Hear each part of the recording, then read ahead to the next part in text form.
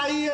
हंगामा खड़ा करना हमारा मकसद नहीं, हमारी कोशिश है कि केरल की हत्यारी मार्क्सवादी कम्युनिस्ट पार्टी की सरकार बर्खास्त होनी चाहिए। बंधुओं, यह देश धर्म का देश है, यह देश राम का देश है,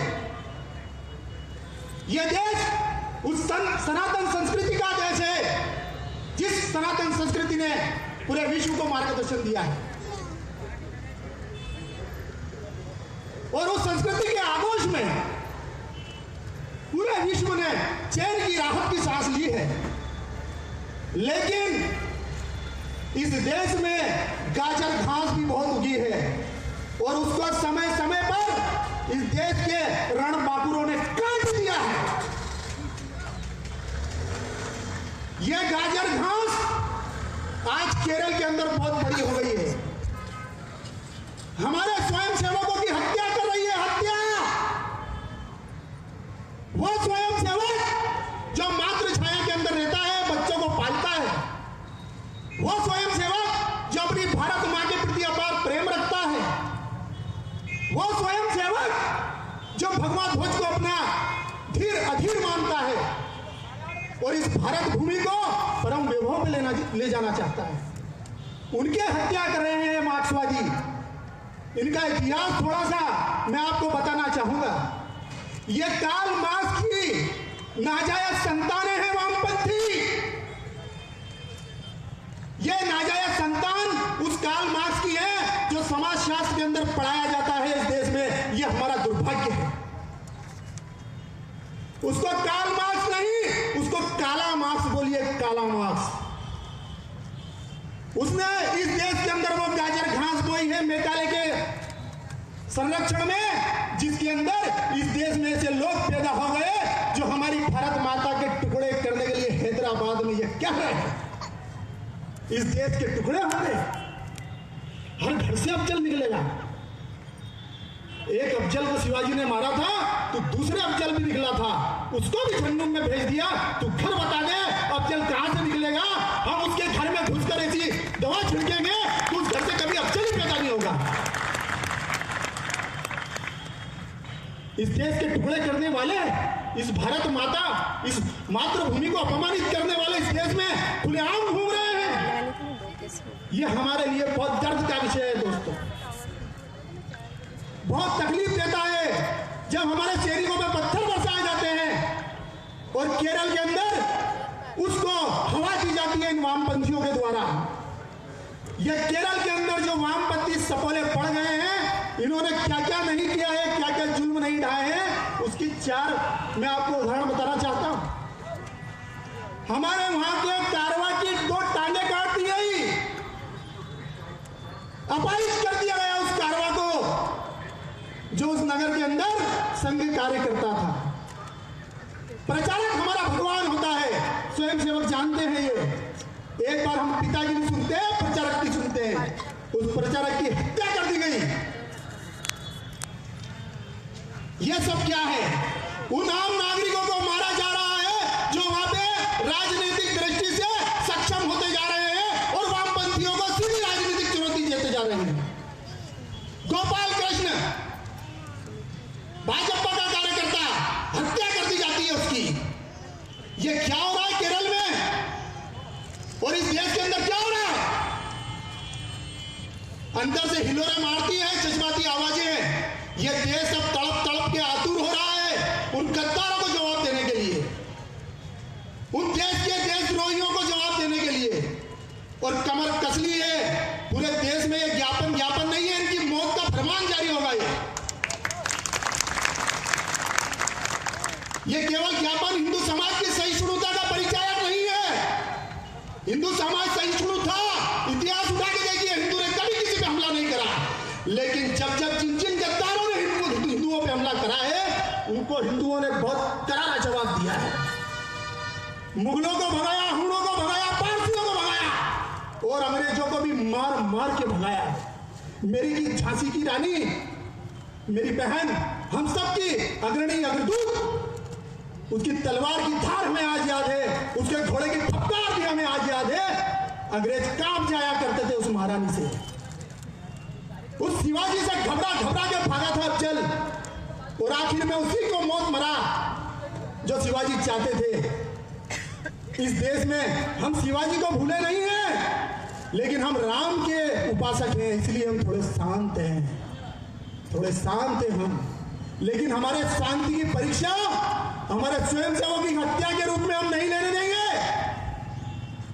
अगर अब किसी स्वयंसेवक को अगर उस सरकार ने छेड़ा, अगर वहां पे किसी राजनीतिक हत्या में कोई आम आदमी मारा गया, तो यह देश उसको करारा जवाब देगा। यह पूरे देश में ज्ञापन चल रहा है, यह एक क्रांति चल रही है, एक आग चल रही है, ज्योति चल रही है राष्ट्रभक्ति की, मातृ प्रेम की।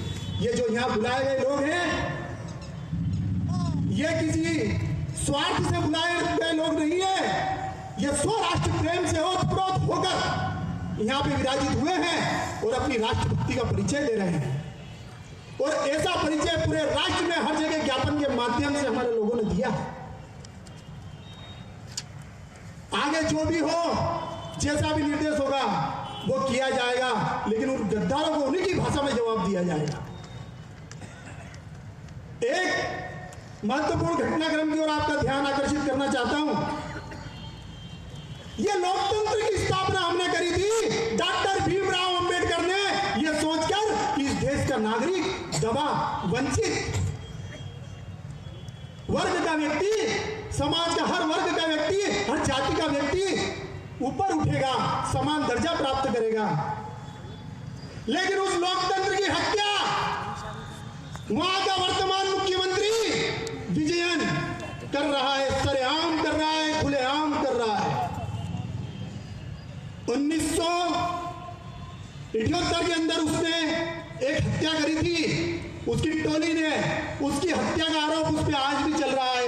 इस देश के लोकतंत्र का दुर्भाग्य कहूंगा, लोकतंत्र का नहीं, लोकतंत्र का दुर्भाग्य कहूंगा कि वो आज इस केरल का मुख्यमंत्री बना फिर रहा है, और वो ये सारी हवा दे रहा है उन वामपंथियों को कि इनको मार भगाओ, आरएसएस वालों को, संघ वालों को। क्योंकि अगर इन्होंने यहां जड़ें जमा ली तो इस देश में राष्ट्रभक्ति जाग जाएगी और उसकी सरकार उखड़ जाएगी। यह तकलीफ है उसको, क्योंकि जहां पे संघ गया वहां पे राष्ट्रभक्ति जाना ही है, मातृभूमि प्रेम प्रकट होना ही है, और वो इसीलिए संघ को वहां से नेस्तनाबूद करने के लिए चुन चुन के मार रहा है। 300 स्वयंसेवकों की हत्या का दोषी वो गद्दार ये समझता है कि हिंदुओं के खून में गौरव नहीं है शिवाजी का, हिंदुओं के खून में वो जज्बा नहीं है। मैं इस मंच से घोषणा करता हूं, डॉक्टर कुंदन चंद्रावास, संपत्ति है मेरे पास इतनी, इसलिए घोषणा करने की हिम्मत कर रहा हूं। 1 करोड़ से ज्यादा का लगभग मकान है, उसका सर काट के लाते हैं म्यूजियम में कोई मेरे को, वो मकान, वो जायदाद मैं उसके नाम कर दूंगा। लेकिन ऐसे गद्दारों को इस देश के अंदर रहने का कोई अधिकार नहीं है, लोकतंत्र की हत्या करने का कोई अधिकार नहीं है ऐसे गद्दारों को। भूल गए क्या गोधरा को 56 मारे थे, 2000 कब्रिस्तान में चले गए, घुसा दिए उनको अंदर इसी हिंदू समाज ने। 300 प्रचारक और कार्यकर्ताओं की हत्या करी है ना तुमने, 3 लाख नरमुंडों की माला पहनाई है भारत माता को। वामपंथियों सुन लो, इसी भारत माता को तुम्हारे 3 लाख वामपंथी नरमुंडों की अगर माला नहीं पहनाई तो सौगंध है उस भारत माता की। हम सब हिंदू समाजवासियों को इन गद्दारों को जवाब देना है, पूरी ऊंची आवाज करके देना है, और इन वामपंथियों को, इन लाल सलाम करने वालों को यहां से इस देश से भगाना है। इन्होंने उन जनजातीय व्यक्तियों को जो हल चलाते थे उनके हाथ में खड़ासा थमा दिए, उस जनजाति को इन्होंने इस देश में लाल सलाम सिखा दिया। आज वो नक्सलाइट, माओवादी इनकी विचारधारा से प्रताड़ित होकर भूखों मरने की नौबत पे आ गए, 2 वक्त की रोटी नहीं मिल रही है उनको।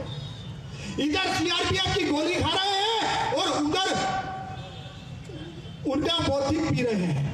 जाए तो कहां जाए, ब्रेन है नहीं, बुद्धि है नहीं, शिक्षा है नहीं।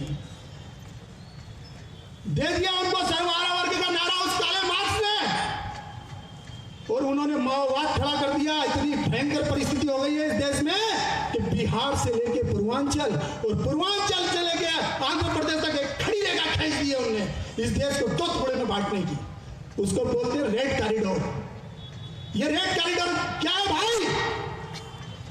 इस देश में तो भूटान, पाकिस्तान, अफगानिस्तान ये सब थे। ये तुम जैसे गद्दारों ने हमारे देश के टुकड़े करवाए हैं, लेकिन इस देश का हिंदू जाग गया है। ये तुम्हारा दुर्भाग्य है, अब इस देश का टुकड़ा नहीं होगा, क्योंकि यह राष्ट्रीय स्वयंसेवक संघ के संस्थापक परम पूज्य डॉक्टर बलिराम भेड़गेवाकर ने ऐसा इलाज किया है तुम्हारा कि हर घर से स्वयंसेवक निकलता है, शाखा लगती है, राष्ट्रभक्ति का गान होता है, मातृशक्ति का गान होता है, और उस भारत माता के ध्वज के नीचे शीश झुकाया जाता है। अब इस देश के टुकड़े करने की तुम्हारी साजिश कामयाब नहीं होगी। इस देश में राष्ट्रभक्त चरित्र निर्माण वाले जो संस्था हमारी है, हमारी मातृ संस्था, उसमें से वो स्वयंसेवक तैयार हो गए जो अपनी जान की बाजी लगाने के लिए तड़प रहे हैं, तड़पड़ा रहे हैं वो अंदर से। और वो हिंदू समाज भी तड़पड़ा रहा है कि वहां हमारा केरल में हिंदू मारा जा रहा है। और यह सारे विषयों को लेकर यह धरना आयोजन किया गया है कि ऐसी सरकार को, केंद्र सरकार से हमारी गुजारिश है कि तुरंत बर्खास्त करे, क्योंकि हिंदू जयशुरु है, यह भी ध्यान रखना है। सहिष्णु होने के साथ साथ अगर सिर फिर गया,